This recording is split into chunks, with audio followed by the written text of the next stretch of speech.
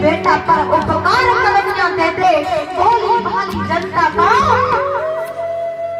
जनता का उद्धार कलमियां देते।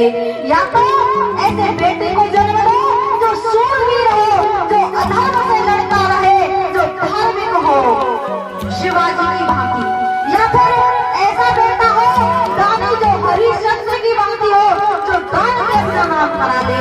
या फिर एक बेटा ऐसा हो जो संत बन जाए, जो सिर्फ हमारे लिए नहीं, जो इस संसार को ऐसा रास्ता दे, ऐसा ज्ञान का उपदेश दे जिसमें उसका नाम अमर हो और उसके बाद में अपने माता पिता का भी नाम रोशन कर दे।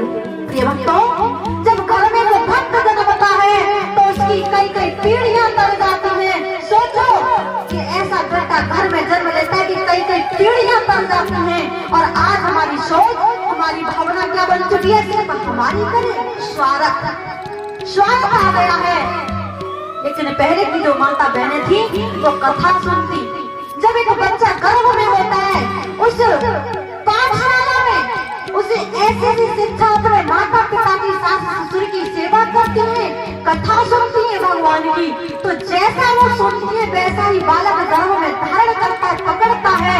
हम भक्ति की कथा सुनती है, भक्त पैदा होते हैं। शूरवीरों की गाथाएं सुनते हैं तो बेटा शूरवीर पैदा होता है।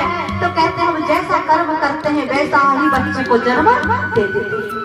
लेकिन आज घरों में कैसे बच्चे पैदा हो रहे हैं? क्या भक्त पैदा हो रहे हैं? नहीं। क्या शूरवीर पैदा हो रहे हैं? नहीं। क्या सन्यासी पैदा हो रहे हैं? क्या पैदा हो रहे हैं? हीरो पैदा हो रहे हैं। क्यों? क्योंकि आज घर घर में टीवी लगी हुई है तो पिक्चर देखते हैं तो बेटे भी फाइटिंग करते हुए यहाँ हीरो बन के आ जाते हैं। क्यों? कि जैसा करेंगे वैसे ही बच्चे जन्म लेंगे। इसीलिए आज हमारा भारत, जो कि कभी सोने की चिड़िया थी, पहले इस भारत के अंदर कभी ताले नहीं लगते थे, लेकिन आज एक सास बहू से ताला लगाती है, बहू सास से ताला लगाती है। क्यों? क्योंकि अपनी संस्कृति को भुला दिया है।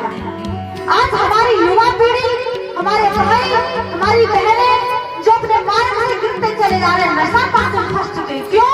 क्योंकि आज उन्हें ऐसा सत मार्ग दिखाने वाला कोई राही नहीं मिला जो उन्हें ऐसा रास्ता दिखा सके। गांव में लड़ाई दंगा नशा करते हैं, आपस में गाली गलौज करते हैं, वही झगड़ा, कोई थप्पड़ मारता है तो लाठी निकल आती है, लाठी निकलती है तो वही फट से और बंदूक निकल आते कि हम तेरे से कम नहीं। क्या है? अहंकार।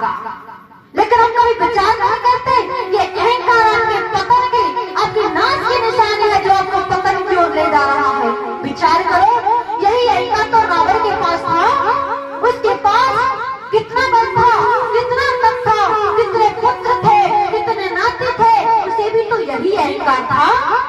आज हमारे पास ना तो तप है, न इतने पुत्र है, न बल है, न नाती पोते हैं, फिर भी आज हमें इतना अहंकार क्यों? अज्ञानता के कारण।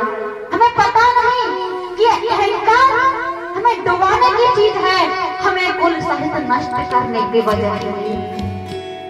रावण के पास सब कुछ था, लेकिन नारायण कभी किसी का अहंकार नहीं छोड़ता।